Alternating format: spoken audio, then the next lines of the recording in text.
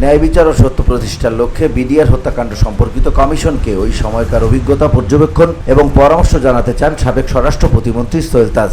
এজন্য মঙ্গলবার স্বপ্রণোদিত হয়ে কমিশনের কাছে যাবেন বলে নিজের ভেরিফাইড ফেসবুকে জানিয়েছেন সোহেল তাজ। মালয়েশিয়ান প্রযুক্তিতে তৈরি অত্যাধুনিক cleaning machine modern vacuum cleaner যে কোনো ধরনের ধুলো ময়লাকে পরিষ্কার করে ঘরকে করে তুলুন চকচকে ও আকর্ষণীয়। Modem, brand of luxury. সম্প্রতি 2009 সালের পিলখানা হত্যাকাণ্ডের সঙ্গে তৎকালীন স্বরাষ্ট্র প্রতিমন্ত্রী সোহেল তাজ জড়িত থাকতে পারেন বলে মন্তব্য করেন প্রবাসী সাংবাদিক ইলিয়াস হোসাইন। নিজের ভেরিফাইড ফেসবুক অ্যাকাউন্ট থেকে করা পোস্টে ইলিয়াস হোসাইন সোহেল তাজকে ওই সময়ের অ্যারাইভাল ভিসা দেখানোর চ্যালেঞ্জও দিয়েছেন। পোস্টের সঙ্গে প্রভাবশালী ব্যক্তিদের একটি তালিকাও শেয়ার করেছেন তিনি।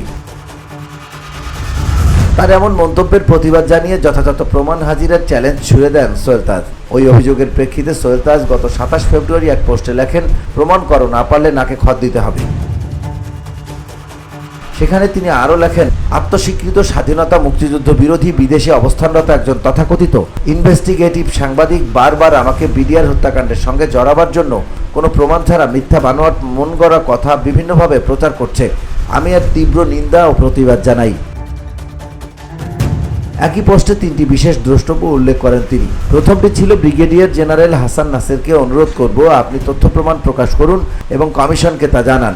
আমি নবগঠিত তদন্ত কমিশনকে আমার পর্যবেক্ষণ এবং অভিজ্ঞতা সম্পর্কে বলতে এবং সার্বিকভাবে সহযোগিতা করতে প্রস্তুত। দ্বিতীয় দ্রষ্টব্যে তিনি লেখেন, আমি কোথায় ছিলাম, কেন এবং আমার ভূমিকা কী ছিল আমি বহুবার ব্যাখ্যা দিয়েছি। আমার ইন্টারভিউ সমূহ দেখে নিয়েন, ভাঙা রেকর্ডের মতো বারবার বলতে পারবো না। BOD Bangla news desk.